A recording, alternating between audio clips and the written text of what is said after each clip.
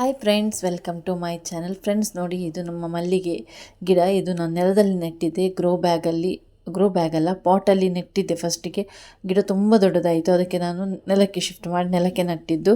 ನೆಲದಲ್ಲಿ ಕೂಡ ಚೆನ್ನಾಗಿ ಬಂದಿದೆ. ಎಲೆ ಎಲ್ಲ ನೋಡಿ, ಮೊದಲೆಲ್ಲ ಎಲೆ ತುಂಬ ಹಾಳಾಗಿತ್ತು. ಇವಾಗ ನಾನು ಪ್ಯೂರ್ ಆರ್ಗ್ಯಾನಿಕ್ ಗೊಬ್ಬರವೇ ಹಾಕುವಂಥದ್ದು, ಹಾಗಾಗಿ ಎಲೆ ಕೂಡ ಚೆನ್ನಾಗಿ ಬಂದಿದೆ. ಇಲ್ಲದ್ರೆ ಎಲೆ ನಾವು ಕೆಮಿಕಲ್ ಎಲ್ಲ ಹಾಕಿದ್ರೆ ಉಂಟಲ್ವ, ಎಲೆ ತುಂಬ ದಪ್ಪ ದಪ್ಪವಾಗಿ ಬರ್ತದೆ ಮತ್ತು ತುಂಬ ಬೆಳೀತದೆ ಎಲೆ. ನಾವು ಆರ್ಗ್ಯಾನಿಕ್ ಗೊಬ್ಬರ ಹಾಕಿದರೆ ಎಲೆ ಸಣ್ಣ ಸಣ್ಣದಾಗಿರ್ತದೆ.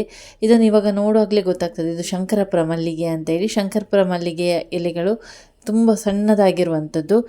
ನಾವು ಇದಕ್ಕೆ ಕೆಮಿಕಲ್ ಹಾಕಿದರೆ ಈ ಎಲೆ ಕೂಡ ದಪ್ಪವಾಗಿರ್ತದೆ. ಇವಾಗ ನಾನು ಯೂಸ್ ಮಾಡ್ತಾ ಇರೋದು ಯೂಮಿಕ್ ಆ್ಯಸಿಡ್ ಅಂತ. ಇದು ಆನ್ಲೈನಲ್ಲಿ ಪರ್ಚೇಸ್ ಮಾಡಿರುವಂಥದ್ದು. ಇದು ಗಿಡಗಳಿಗೆ ತುಂಬ ಒಳ್ಳೆಯ ಗೊಬ್ಬರ ಅಂತಲೇ ಹೇಳ್ಬೋದು. ಇದರಲ್ಲಿ ಗಿಡಗಳು ತುಂಬ ಚೆನ್ನಾಗಿ ಗ್ರೋತ್ ಆಗ್ತದೆ. ಇದನ್ನು ನಾನು ಹೇಗೆ ಯೂಸ್ ಮಾಡ್ತೀನಿ, ಹೇಗೆ ಹಾಕ್ತೇನೆ ಎಂಬುದರ ಬಗ್ಗೆ ಕೂಡ ಇದರ ಬಗ್ಗೆ ಮಾಹಿತಿ ಕೊಡ್ತೀನಿ. ಇದು ನೋಡಿ, ನೋಡಲಿಕ್ಕೆ ಕಪ್ಪಗಿರ್ತದೆ. ಇದನ್ನು ನಾವು ಡೈರೆಕ್ಟಾಗಿ ಬುಡಕ್ಕೆ ಕೂಡ ಹಾಕ್ಕೊಳ್ಬೋದು, ಅಥವಾ ನೀರಲ್ಲಿ ಮಿಕ್ಸ್ ಮಾಡಿಟ್ಕೊಂಡು ಹಾಕಿದರೂ ಆಗುತ್ತೆ. ನೋಡಿ, ನಾನು ಸಣ್ಣ ಪ್ಯಾಕೆಟ್ ತರಿಸಿರುವಂಥದ್ದು. ನಾನು ಇದಕ್ಕಿಂತ ಮುಂಚೆ ಕೂಡ ಇದನ್ನು ಯೂಸ್ ಮಾಡಿದ್ದೆ, ಒಳ್ಳೆಯ ರಿಸಲ್ಟ್ ಇದೆ. ಇವಾಗ ನಾನು ಹೇಗೆ ಯೂಸ್ ಮಾಡೋದಂತ ತೋರಿಸ್ತೇನೆ. ಮೊದಲಿಗೆ ನೋಡಿ, ನಾವು ದೊಡ್ಡ ಬ್ಯಾರಲ್ ತೊಗೊಳ್ಬೇಕು. ಇದರಲ್ಲಿ ನಾನು ನೆಲಗಡಲೆ ಹಿಂಡಿಯನ್ನು ಕೂಡ ಹಾಕಿದ್ದೇನೆ, 1 kg ಕೈಬೇವಿನ ಹಿಂಡಿಯನ್ನು ಕೂಡ ಹಾಕಿದ್ದೇನೆ. ಕೈಬೇವಿನ ಹಿಂಡಿಯಲ್ಲ, ಈ ಸಲ ಪುಡಿ ತಂದಿರುವಂಥದ್ದು. ಅಂಗಡಿಯಲ್ಲಿ ನಮಗೆ ಮಾರ್ಕೆಟಲ್ಲಿ ಸಿಗ್ತದೆ ಕೈಬೇವಿನ ಪುಡಿ, ತುಂಬ ಒಳ್ಳೆಯದಾಗ್ತದೆ. ಇಲ್ಲದ್ರೆ ನಾವು ಕಡಲೆ ಹಿಟ್ಟು ಆ ಥರ ಹಾಕುವಂಥದ್ದು. ಇದನ್ನು ನಾವು ಉಂಟಲ್ವ 15 ದಿವಸಕ್ಕೊಮ್ಮೆ ಗೊಬ್ಬರವನ್ನು ಚೇಂಜ್ ಮಾಡಿ ಹಾಕಬೇಕು. ಈ ಸಲ ನಾನು ಯೂಮಿಕ್ ಆ್ಯಸಿಡ್ ಹಾಕಿದರೆ ಇನ್ನೂ 15 ದಿವಸ ಬಿಟ್ಟು ವರ್ಮಿ ಕಂಪೋಸ್ಟ್ ಹಾಕಬೇಕು. ಇದು ಗೊಬ್ಬರ ಇದೇ ರೀತಿಯಾಗಿ ಮಾಡುವಂಥದ್ದು. ಇದನ್ನು ನಾವು ಚೇಂಜಸ್ ಮಾಡಿ ಹಾಕಿದ್ರೆ ಉಂಟಲ್ವ, ಗಿಡದಲ್ಲಿ ಹೆಚ್ಚಿನ ಪ್ರಮಾಣದಲ್ಲಿ ನಮಗೆ ಇಳುವರಿ ಸಿಗ್ತದೆ. ಗಿಡ ಕೂಡ ಚೆನ್ನಾಗಿ ಗ್ರೋತ್ ಆಗ್ತದೆ. ಇನ್ನು ಏಪ್ರಿಲ್ ಮೇಯಲ್ಲಿ ಹೂವು ಹೇಗೂ ಆಗದೇ ಇದ್ದವರಿಗೂ ಕೂಡ ಆಗ್ತದೆ. ಆದರೆ ಕೆಲವೊಂದು ಟೈಮಲ್ಲಿ ಹೂವು ಕಡಿಮೆ ಆದಾಗ ಈ ಥರ ನೀವು ಗೊಬ್ಬರ ಮಾಡಿ ಹಾಕಿ, ದ್ರವರೂಪದ ಗೊಬ್ಬರ ಗಿಡಗಳಿಗೆ ತುಂಬ ಒಳ್ಳೆಯದು. ನೋಡಿ, ಇದು ಯೂಮಿಕ್ ಆ್ಯಸಿಡ್ ಅಂತ ಹೇಳಿ, ನಿಮಗೆ ಬೇಕಾದರೆ ಲಿಂಕನ್ನು ಕೊಟ್ಟಿರ್ತೇನೆ, ಅಲ್ಲಿಂದ ಕೂಡ ನೀವು ಪರ್ಚೇಸ್ ಮಾಡ್ಕೊಳ್ಬೋದು. ಇದು ಕಪ್ಪಗಿರುವಂಥದ್ದು. ಇದು ಗುಲಾಬಿ ಗಿಡಕ್ಕೆ, ಹೂ ಬರದ ಗಿಡಕ್ಕೆ ಹಾಕಿದ್ರಂತಲೋ ಚೆನ್ನಾಗಿ ಇದರಲ್ಲಿ ಹೂ ಬರ್ತದೆ. ಇದನ್ನು ನಾನು ತುಂಬ ಸಲ ಯೂಸ್ ಮಾಡಿದ್ದೇನೆ. ಇದಕ್ಕಿಂತ ಮುಂಚೆ ಕೂಡ ಮಲ್ಲಿಗೆ ಗಿಡಗಳಿಗೆ ಹಾಕಿದ್ದೆ, ತುಂಬ ಒಳ್ಳೆಯ ರಿಸಲ್ಟ್ ಇದೆ. ಈ ರೀತಿಯಾಗಿ ನಾವು 2-3 ದಿವಸ ಇಡಬೇಕು. 3 ದಿವಸ ನಂತರ ಕಳೆದು 4ನೇ ದಿವಸ ಆದಾಗ ಗಿಡಗಳಿಗೆ ಹಾಕಬೇಕು. ಇದನ್ನು ಹಾಕಿ 1 ದಿವಸ ನಾವು ನೀರು ಕೊಡಬಾರ್ದು ಗಿಡಗಳಿಗೆ. ನೆಕ್ಸ್ಟ್ ಡೇ ಬೆಳಿಗ್ಗೆ ನೀರು ಕೊಡಬೇಕು, ಆಗ ತುಂಬ ಹೂವಾಗ್ತದೆ. ಇದನ್ನು ನೋಡಿ, ಈ ಥರ ಕಲಸಿಕೊಳ್ಬೇಕು ನಾವು ಕ್ಲಾಕ್ ವೈಸಲ್ಲಿ. ಇದಕ್ಕೆ ನಾವು ನೆರಳಲ್ಲೇ ಇಡಬೇಕು. ಇದನ್ನು ಬಿಸಿಲು ತಾಗಬಾರ್ದು ಇದಕ್ಕೆ.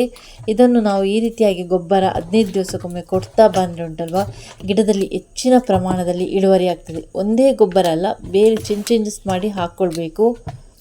ಈ ಗೊಬ್ಬರ ಕೊಟ್ಟ ನಂತರ ಒಂದು 5 ದಿವಸ ಆದ ನಂತರ ಗಿಡ ಚೆನ್ನಾಗಿ ಚಿಗುರಲಿಕ್ಕೆ ಸ್ಟಾರ್ಟ್ ಆಗ್ತದೆ.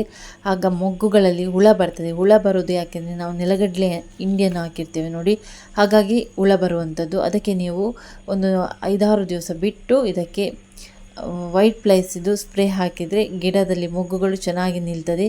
ಯಾವುದೇ ರೀತಿಯಾಗಿ ಹುಳು ಉಪ್ಪಟೆಗಳು ಆ ಮೊಗ್ಗನ್ನು ತಿನ್ನುವುದಿಲ್ಲ. ತುಂಬ ಇಳುವರಿಯನ್ನು ಕೊಡ್ತದೆ ಗಿಡ ಕೂಡ.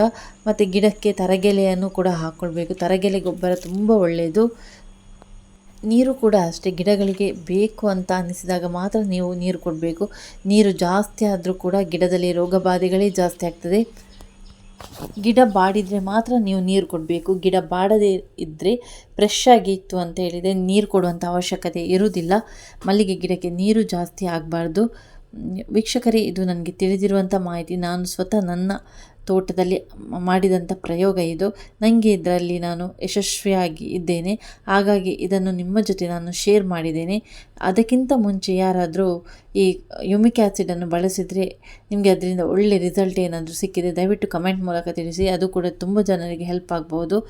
ನಾನು ಬಳಸಿದ್ದೇನೆ, ನನಗೆ ಅದು ಒಳ್ಳೆಯ ರಿಸಲ್ಟನ್ನು ಕೊಟ್ಟಿರುವ ಕಾರಣ ಅದನ್ನು ನಾನು ಈ ವಿಡಿಯೋ ಜೊತೆ ಶೇರ್ ಮಾಡಿದ್ದೇನೆ. ನಿಮಗೆ ಈ ವಿಡಿಯೋ ಇಷ್ಟ ಆದರೆ ಲೈಕ್ ಮಾಡಿ, ಶೇರ್ ಮಾಡಿ.